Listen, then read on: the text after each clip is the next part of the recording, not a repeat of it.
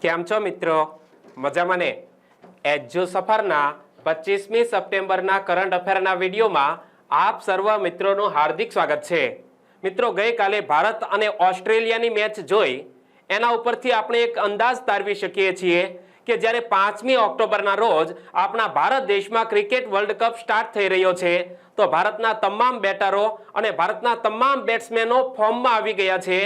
એ વાતનો નિર્દેશ કરે છે કે આ વર્ષે ઓડીઆઈ વિશ્વ કપ આપણો ભારત દેશ જીતવાનો છે અને એ માટે ભારતના તમામ બેટરો એમાં એક પછી એક તમે સદી ફટકારતા નજરે જોઈ રહ્યા છો.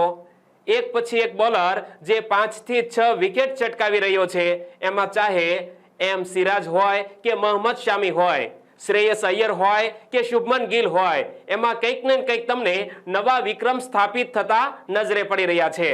અને આ એક એવો સમય છે કે મિત્રો, ભારત દેશની ક્રિકેટ ટીમ એ ત્રણેય ફોર્મેટની અંદર રેન્કિંગમાં નંબર 1 છે. ચાહે T20 હોય, વન ડે ઇન્ટરનેશનલ હોય કે ટેસ્ટ મેચ હોય, આ ત્રણેયની રેન્કિંગમાં અત્યારે ભારત નંબર 1 ઉપર છે. અને આ સિદ્ધિ પ્રાપ્ત કરનાર એ વિશ્વ ભારતનો બીજા નંબરનો દેશ બની ગયો છે, કારણ કે દક્ષિણ આફ્રિકાની ક્રિકેટ ટીમ આ પહેલા આ મુકામ સુધી પહોંચેલી છે. ઓકે, તો આ બધું જાણવા જેવું ખેલ જગતનું. ચાલો હવે દિન વિશેષની સૌપ્રથમ વાત કરીએ તો 25મી સપ્ટેમ્બરના દિન વિશેષના વિડીયોમાં આપણે સતીશ ધવન જેવા એક મહાન વૈજ્ઞાનિકની વાત કરી છે, મોરારી બાપુ જેવા આદરણીય કથાવાચકની વાત કરી છે અને મિત્રો, અંત્યોદય દિવસ, પંડિત દીનદયાળ ઉપાધ્યાયના જન્મદિવસને અંત્યોદય દિવસ તરીકે ઉજવવામાં આવે છે. કઈ તારીખે? 25મી સપ્ટેમ્બરના રોજ. અને આજે વર્લ્ડ ફાર્માસિસ્ટ ડે પણ ઉજવાઈ રહ્યો છે. અને આ દિન વિશેષનો વિડીયો જોવા માટે નીચે ડિસ્ક્રિપ્શનમાં લિંક આપી દીધી છે, ક્લિક કરી અને જોવાનું ન ચૂકતા. ચાલો મિત્રો, હવે કરંટ અફેરની વાત કરીએ તો સ્વાતિ નાયકને નોર્મન બોરલોગ ફિલ્ડ એવોર્ડ એનાયત કરવામાં આવશે. વારાણસીમાં આંતરરાષ્ટ્રીય ક્રિકેટ સ્ટેડિયમનો આપણા પ્રધાનમંત્રી શ્રીના હસ્તે શિલાન્યાસ કરવામાં આવ્યો છે અને આ આંતરરાષ્ટ્રીય ક્રિકેટ સ્ટેડિયમની ક્ષમતા 30,000 દર્શકોની છે. અનુરાગસિંહ ઠાકુરે Pandit Deendayal Upadhyay national welfare funds four sports person હેઠળ ખેલાડીઓનું સન્માન કર્યું છે. નવી દિલ્હીમાં 3 દિવસીય નદી ઉત્સવની ઉજવણી કરવામાં આવી. પીએમ કિસાન યોજના માટે આર્ટિફિશિયલ ઇન્ટેલિજન્સ ચેટબોટ લોન્ચ કરવામાં આવ્યું છે અને અંત્યોદય દિવસની ઉજવણી આજે કરવામાં આવી રહી છે અને આંતરરાષ્ટ્રીય ફાર્માસિસ્ટ દિવસની ઉજવણીની વાત પણ આજના કરંટ અફેરના વિડીયોમાં કરવાના છીએ. તો આ વિડીયો તમે અંત સુધી નિહાળશો. અંતે એક પ્રશ્ન પૂછીશ, જવાબ નીચે કમેન્ટ બોક્સમાં આપવાનો છે. ઓકે, શરૂઆત કરીએ આપણે રાષ્ટ્રીય સમાચારથી. તો સ્વાતિ નાયકને નોર્મન બોરલોગ ફિલ્ડ એવોર્ડ એનાયત કરવામાં આવશે. મિત્રો, ભારતના એક ખ્યાતનામ કૃષિ વૈજ્ઞાનિક છે જેનું નામ છે સ્વાતિ નાયક અને તેમને નોર્મન બોરલોગ ફિલ્ડ એવોર્ડ એનાયત કરવામાં આવશે કારણ કે તેમણે ચોખાની ઘણી બધી નવી જાતો વિકસાવી છે. કૃષિ અને ખાદ્ય ઉત્પાદનના ક્ષેત્રમાં અસાધારણ યોગદાન માટે ઓડિશાના વૈજ્ઞાનિક સ્વાતિ નાયકને વર્ષ 2023 માટેનો બોરલોગ ફિલ્ડ એવોર્ડ એનાયત કરવામાં આવશે. સ્વાતિ નાયકે નાના ખેડૂતોને ધ્યાનમાં રાખીને ડાંગર એટલે કે ચોખાની જાતો વિકસાવવામાં મહત્વનું યોગદાન આપ્યું છે. ફરી એકવાર જોઈ લો કે કૃષિ અને ખાદ્ય ઉત્પાદનના ક્ષેત્રમાં અસાધારણ યોગદાન કરનાર કૃષિ વૈજ્ઞાનિકને નોર્મન બોરલોગ ફિલ્ડ એવોર્ડ એનાયત કરવામાં આવે છે અને આ વખતે આ એવોર્ડ ઓડિશાના કૃષિ વૈજ્ઞાનિક સ્વાતિ નાયકને આપવામાં આવનાર છે. અને સ્વાતિ નાયકે નાના ખેડૂતોને ધ્યાનમાં રાખીને ડાંગરની જાતો વિકસાવવામાં મહત્વનું યોગદાન આપ્યું છે. સ્વાતિ નાયક હાલમાં વૈજ્ઞાનિક તરીકે સેવા આપે છે અને ફિલિપાઇન્સમાં આવેલ ઇન્ટરનેશનલ રાઇસ રિસર્ચ ઇન્સ્ટિટ્યૂટ ખાતે બીજ પ્રણાલી અને ઉત્પાદન વ્યવસ્થાપન માટે દક્ષિણ એશિયાનું પદ ધરાવે છે. અત્યારે સ્વાતિ નાયક ક્યાં કાર્ય કરી રહ્યા છે?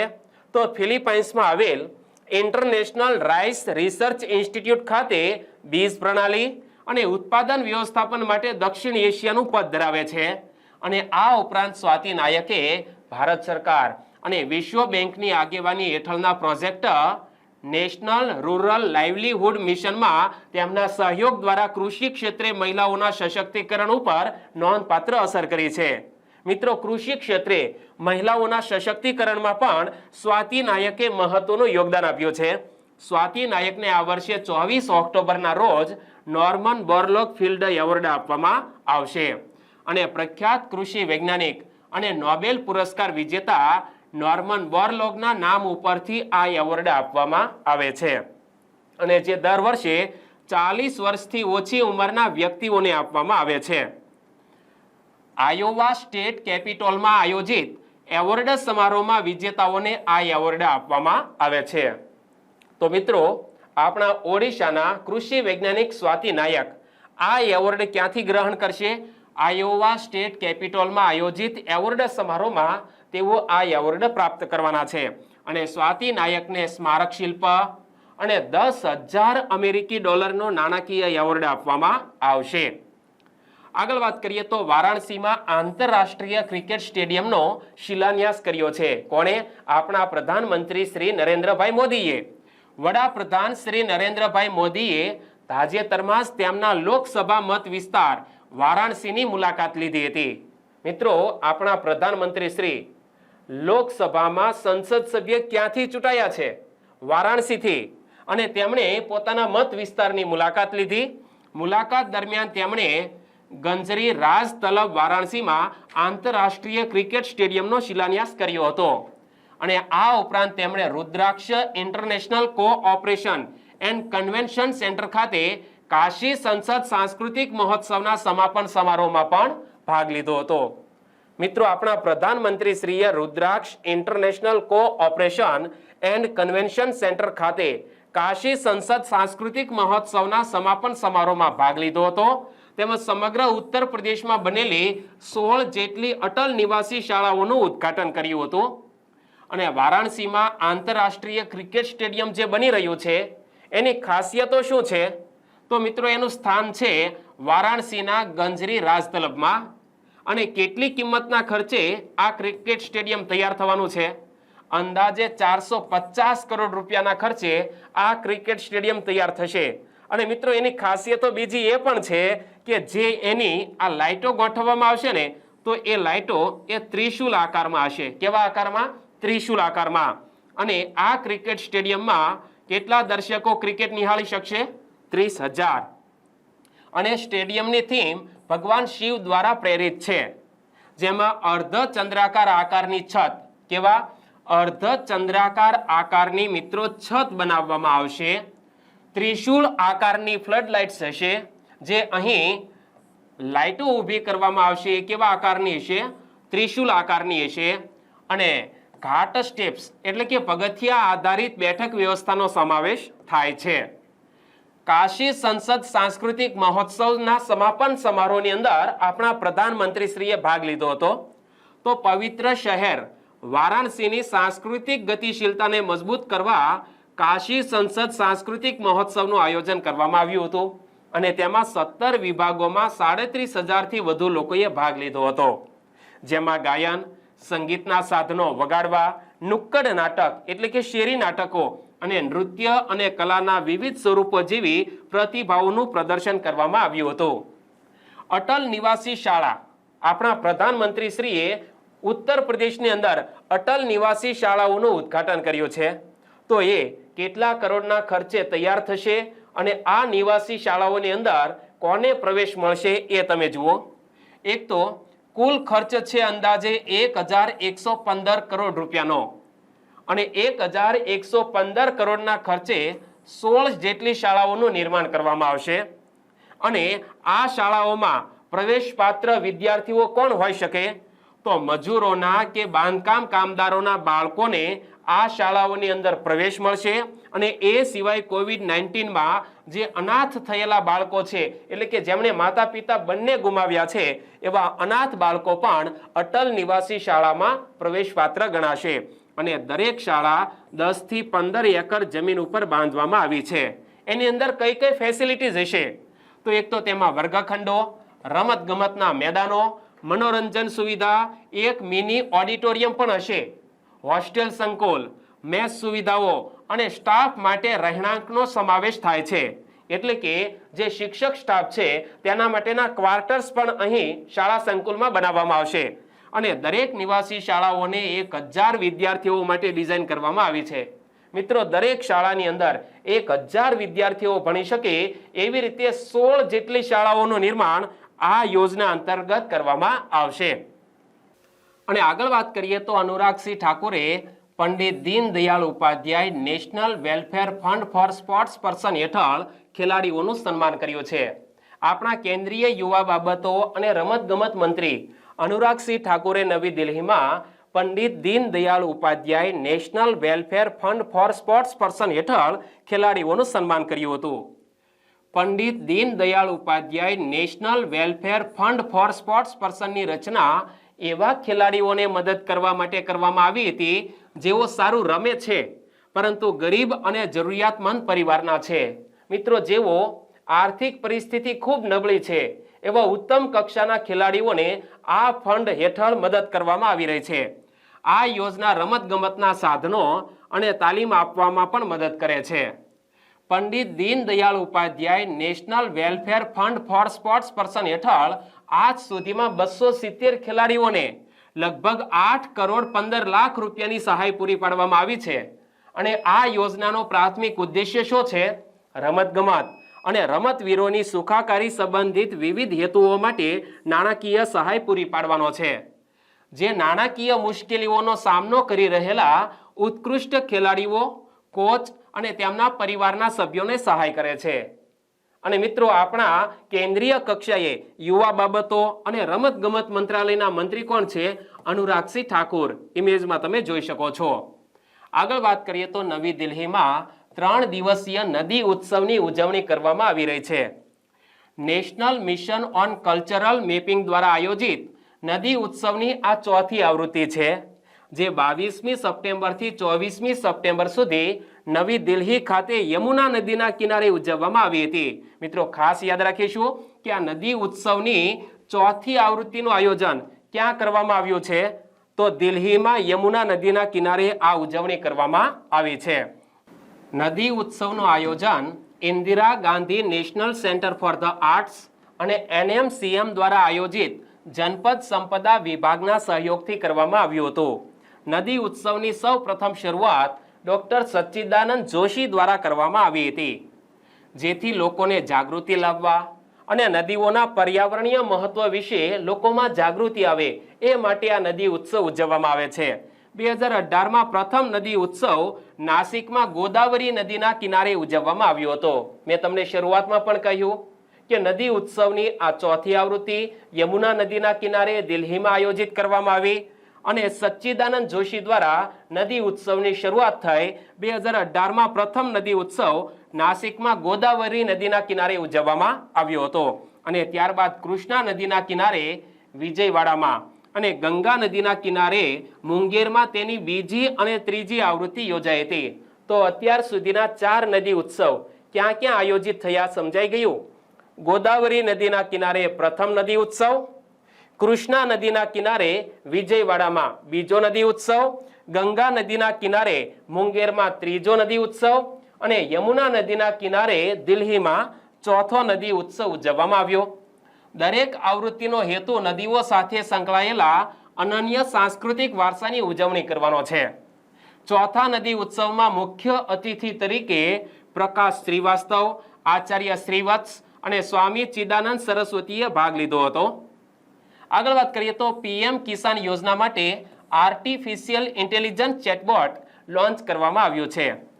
કેન્દ્રીય કૃષિ અને ખેડૂત કલ્યાણ રાજ્યમંત્રી કૈલાશ ચૌધરીએ PM કિસાન યોજના માટે આર્ટિફિશિયલ ઇન્ટેલિજન્સ ચેટબોટ લોન્ચ કર્યું હતું. આપણા કેન્દ્રીય કૃષિ અને ખેડૂત કલ્યાણ રાજ્યમંત્રી કોણ છે? કૈલાશ ચૌધરી. અને તેમણે PM કિસાન યોજના માટે આર્ટિફિશિયલ ઇન્ટેલિજન્સ ચેટબોટ લોન્ચ કર્યું હતું. PM કિસાન યોજનાનું પૂરું નામ શું છે? પ્રધાનમંત્રી કિસાન સન્માન નિધિ યોજના PM કિસાન યોજનાનું પૂરું નામ છે. અને PM કિસાન યોજના માટે લોન્ચ કરેલ આર્ટિફિશિયલ ઇન્ટેલિજન્સ ચેટબોટ લાભાર્થીઓ માટે વ્યાપક માર્ગદર્શિકા તરીકે કામ કરશે. આર્ટિફિશિયલ ઇન્ટેલિજન્સ ચેટબોટ આ યોજના સંબંધિત પૂછપરછ કરેલા પ્રશ્નોના સમયસર અને સચોટ જવાબો આપે છે. ઈકે સ્ટેપ ફાઉન્ડેશન અને ભાષિનીના સહયોગથી વિકસિત આર્ટિફિશિયલ ઇન્ટેલિજન્સ ચેટબોટનો ઉદ્દેશ્ય ખેડૂતોને સરળ પ્લેટફોર્મ આપવાનો છે.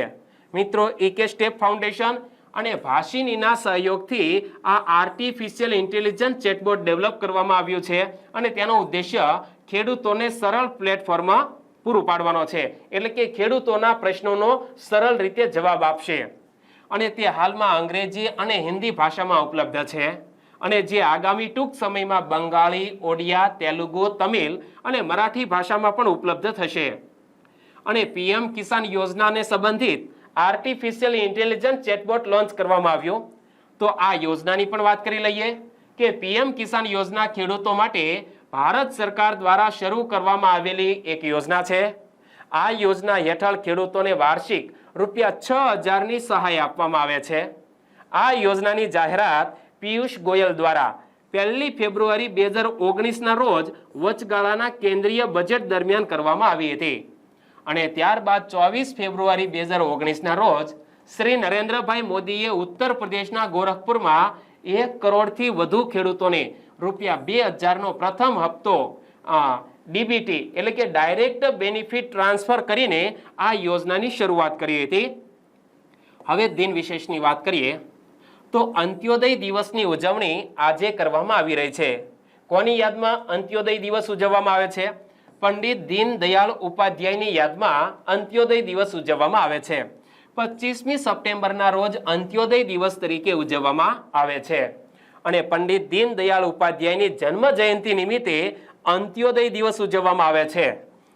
અંત્યોદયનો અર્થ શું થાય છે કે સમાજના કમજોર અને ગરીબ વર્ગોનું ઉત્થાન એવો અંત્યોદયનો અર્થ થાય છે. અને પંડિત દીનદયાળ ઉપાધ્યાયની યાદમાં આ દિવસ ઉજવીએ છીએ તો આ મહાનુભાવ વિશે પણ જાણી લઈએ કે પંડિત દીનદયાળ ઉપાધ્યાયનો જન્મ 25મી સપ્ટેમ્બર 1916ના રોજ ક્યાં? મથુરા નજીક ચંદ્રભાણ મુકામે પંડિત દીનદયાળ ઉપાધ્યાયનો જન્મ થાય છે. જો કે આ ચંદ્રભાણ ગામ હવે દીનદયાળ ધામ તરીકે ઓળખવામાં આવે છે અને પંડિત દીનદયાળ ઉપાધ્યાયનું અવસાન 11મી ફેબ્રુઆરી 1968ના રોજ થયું હતું. પિતાનું નામ ભગવતી પ્રસાદ અને તેમના પિતા ભગવતી પ્રસાદ એ એક જાણીતા જ્યોતિષી શાસ્ત્રી હતા અને માતાનું નામ શ્રીમતી રામપ્યારી. શું? પંડિત દીનદયાળ ઉપાધ્યાયની માતાનું નામ શ્રીમતી રામપ્યારી હતું અને જ્યારે પંડિત દીનદયાળ ઉપાધ્યાય માત્ર 8 વર્ષના હતા ને ત્યારે તેમના માતા અને પિતા બંને અવસાન પામ્યા હતા અને તેમના મામાએ તેમને ઉછેરીને મોટા કર્યા હતા. તેઓ રાજસ્થાનના પીલાની ઝુંઝુનુની શાળામાં મેટ્રિક્યુલેશનની પરીક્ષા પાસ થયા હતા. પંડિત દીનદયાળ ઉપાધ્યાય મિત્રો મેટ્રિક્યુલેશન રાજસ્થાન રાજ્યમાંથી કરે છે અને તેઓ તે પરીક્ષામાં પ્રથમ ક્રમાંકે આવ્યા અને જેથી તેમને સીકરના મહારાજા કલ્યાણસિંહ તરફથી સુવર્ણચંદ્રક આપવામાં આવ્યો અને સાથે ₹10 માસિક શિષ્યવૃત્તિ તેમને આપવામાં આવી અને ₹250 પુસ્તકના ખર્ચ પેઠે મળ્યા હતા. મિત્રો, પંડિત દીનદયાળ ઉપાધ્યાય ખૂબ જ તેજસ્વી વિદ્યાર્થી હતા. 10મું ધોરણ એટલે કે મેટ્રિક્યુલેશન તેમાં તેઓ પ્રથમ ક્રમે આવે છે અને તેથી સીકરના મહારાજા કલ્યાણસિંહ તરફથી તેમને સુવર્ણચંદ્રક અને સાથે ₹10 માસિક શિષ્યવૃત્તિ અને ₹250ના પુસ્તકો ખર્ચ પેઠે આપવામાં આવ્યા અને તેમના મામાએ તેમને પ્રાંતીય સેવા પરીક્ષા આપવા જણાવ્યું હતું. આ પરીક્ષા આપી તેઓ પાસ થયા પરંતુ તેમણે સરકારી નોકરી સ્વીકારી નહીં કેમ કે તેઓ રાષ્ટ્રીય સ્વયંસેવક સંઘના પ્રચારક તરીકે સેવા આપવા માંગતા હતા. જ્યારે 1937ના વર્ષ દરમિયાન તેઓ કાનપુરની સનાતન ધર્મ કોલેજમાં અભ્યાસ કરતા હતા ત્યારે તેમના મિત્ર બાલુજી મહાશબ્દે દ્વારા તેમને રાષ્ટ્રીય સ્વયંસેવક સંઘનો પરિચય થયો હતો અને તે દરમિયાન તેમની મુલાકાત રાષ્ટ્રીય સ્વયંસેવક સંઘના સ્થાપક કે.બી. હેડગેવાર સાથે થઈ હતી. ઇમેજમાં તમે જોઈ શકો છો RSSના સ્થાપક કોણ છે? કે.બી. હેડગેવાર. ત્યારે તેમણે પૂરો સમય રાષ્ટ્રીય સ્વયંસેવક સંઘની સેવા કરવાનો નિર્ણય કર્યો હતો. પંડિત દીનદયાળ ઉપાધ્યાયનો રાષ્ટ્રીય સ્વયંસેવક સંઘના સ્થાપક કે.બી. હેડગેવાર સાથે પરિચય થાય છે અને ત્યાર પછી તેમણે પૂરા સમય માટે રાષ્ટ્રીય સ્વયંસેવક સંઘની સેવા કરવાનો નિર્ણય કરેલો. તેમણે નાગપુરમાં સંઘની 40 દિવસીય ઉનાળુ શિબિરમાં ભાગ લીધો અને સંઘ સંબંધે તાલીમ પણ પ્રાપ્ત કરી હતી. રાષ્ટ્રીય સ્વયંસેવક સંઘની 2 વર્ષની તાલીમ પૂરી કરી તેઓ આજીવન સંઘ પ્રચારક બન્યા હતા અને ત્યારબાદ 1940માં તેમણે લખનૌથી રાષ્ટ્ર ધર્મ નામનું પ્રકાશન બહાર પાડ્યું હતું. હિન્દુ રાષ્ટ્રવાદનો પ્રચાર કરવો આ પ્રકાશનનો મુખ્ય ઉદ્દેશ્ય હતો. તેના પ્રકાશનમાં તંત્રી તરીકે તેમણે ક્યારેય પણ પોતાનું નામ છપાવ્યું ન હતું અને ત્યારબાદ તેમણે પંચજન્ય નામનું સામયિક અને સ્વદેશ નામનું વર્તમાન પત્ર પણ બહાર પાડ્યું હતું, જેમાં તેઓ જ તેના આયોજક, મશીન ચલાવનાર અને પોસ્ટ કરનાર હતા. મિત્રો, પંડિત દીનદયાળ ઉપાધ્યાય આગળ જતા પંચજન્ય નામનું સામયિક બહાર પાડે છે, સ્વદેશ નામનું વર્તમાન પત્ર પણ બહાર પાડે છે અને આ સામયિક અને વર્તમાન પત્ર તેમાં આયોજક, મશીન ચલાવનાર અને પોસ્ટ કરનાર તેઓ એક જ વ્યક્તિ છે. 1951માં જ્યારે શ્યામા પ્રસાદ મુખર્જીએ ભારતીય જનસંઘની સ્થાપના કરી ત્યારે તેના બીજા ક્રમના વરિષ્ઠ નેતા તરીકે રાષ્ટ્રીય સ્વયંસેવક સંઘે પંડિત દીનદયાળની વરણી કરી હતી. મિત્રો, એમ કહેવામાં આવે છે કે ભારતીય જનસંઘ એ આગળ જતા ભારતીય જનતા પાર્ટીનું સ્વરૂપ ધારણ કરે છે. તો ભારતીય જનસંઘની સ્થાપના 1951માં શ્યામા પ્રસાદ મુખર્જી કરે છે અને રાષ્ટ્રીય સ્વયંસેવક સંઘ તરફથી આ ભારતીય જનસંઘના બીજા મહત્વના હોદ્દેદાર પંડિત દીનદયાળ ઉપાધ્યાય બને છે અને ભારતીય જનતા પાર્ટીની પિતૃ સંસ્થા તરીકે ભારતીય જનસંઘને ઓળખવામાં આવે છે. 1953માં શ્યામા પ્રસાદ મુખર્જીના અવસાન પછી સમગ્ર જનસંઘની જવાબદારી પંડિત દીનદયાળ ઉપાધ્યાય ઉપર આવી પડી છે. તેઓ 15 વર્ષ સુધી જનસંઘના અધ્યક્ષ રહ્યા હતા. નાનાજી દેશમુખ અને સુંદરસિંહ ભંડારી પંડિત દીનદયાળના અનુગામીઓ હતા. તેમની સાથે મળી તેમણે 1960 અને 1970ના દશકની કોંગ્રેસ વિરોધી મોરચાની આગેવાની કરી હતી. પંડિત દીનદયાળ ઉપાધ્યાયે રાષ્ટ્રીય સ્વયંસેવક સંઘના નેતા હેડગેવારની મરાઠી જીવન કથાનો અનુવાદ કર્યો હતો.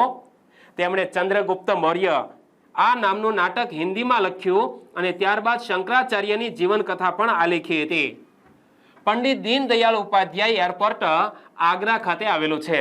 મિત્રો, આપણે જે મહાનુભાવના નામ ઉપરથી અંત્યોદય દિવસ ઉજવવામાં આવે છે એવા પંડિત દીનદયાળ ઉપાધ્યાયની વાત કરીએ તો પંડિત દીનદયાળ ઉપાધ્યાયના નામે મિત્રો આપણા ભારત દેશમાં શું શું બાંધકામ થયેલું છે એ તમે જુઓ કે પંડિત દીનદયાળ ઉપાધ્યાય એરપોર્ટ આગ્રા ખાતે આવેલું છે.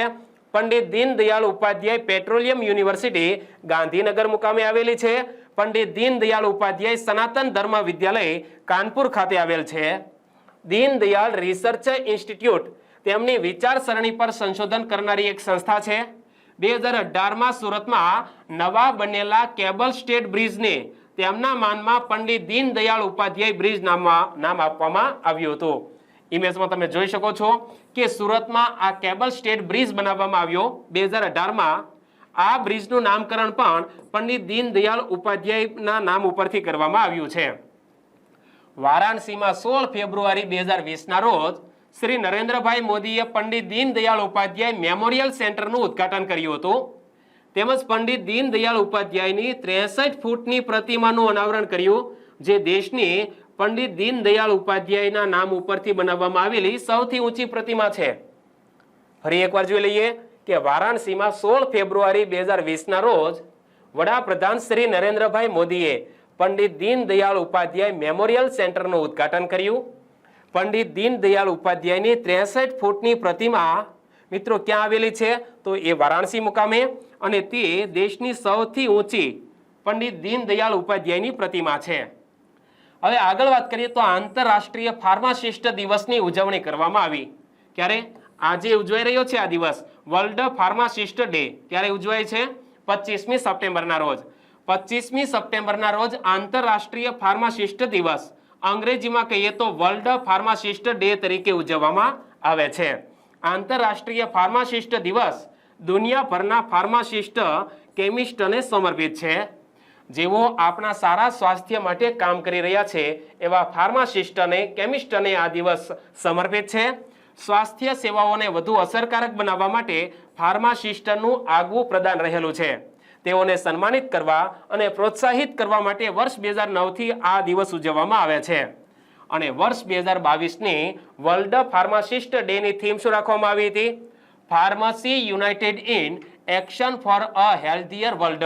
ફરી એકવાર વાંચી લઈએ કે વર્લ્ડ ફાર્માસિસ્ટ ડે 2022 ની theme pharmacy United in action for a healthier world અને ચાલુ વર્ષ 2023 વર્લ્ડ ફાર્માસિસ્ટ ડે 2023 ની theme pharmacy strengthening health systems. શું?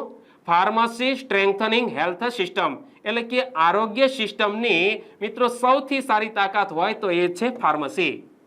હવે ગઈકાલના વિડીયોનો પ્રશ્ન કે ભારતમાં નીચે દર્શાવેલ રાજ્યો પૈકી કયા રાજ્યમાં વનાચ્છાદન સૌથી ઓછું છે? તો જંગલોનું પ્રમાણ એટલે કે વનાચ્છાદન સૌથી ઓછું છે પંજાબ રાજ્યમાં. ઘણા બધા મિત્રોએ હરિયાણાનો ઉલ્લેખ કર્યો છે, પરંતુ સાચો જવાબ આપનારા બે મિત્રો છે એમાં અસ્મિતાબેન પંડ્યા અને જસુ વાણિયા. આ બંને મિત્રોને ખૂબ ખૂબ અભિનંદન. અને હવે આજનો પ્રશ્ન, યમુના નદીને નીચે દર્શાવેલ નદીઓ પૈકી કઈ નદી મળતી નથી? ટૂંકમાં જે 4 નદીઓ આપેલી છે એમાં 3 નદીઓ યમુના નદીની સહાયક નદી છે, એક નદી યમુનાની સહાયક નથી. એ તમારો જવાબ છે. તો જવાબ નીચે કમેન્ટ બોક્સમાં લખો. આવતીકાલે મળીશું ત્યારે પ્રશ્નની ચર્ચા કરીશું. આપનો દિવસ શુભ રહે. ટેક કેર એન્ડ જય હિન્દ.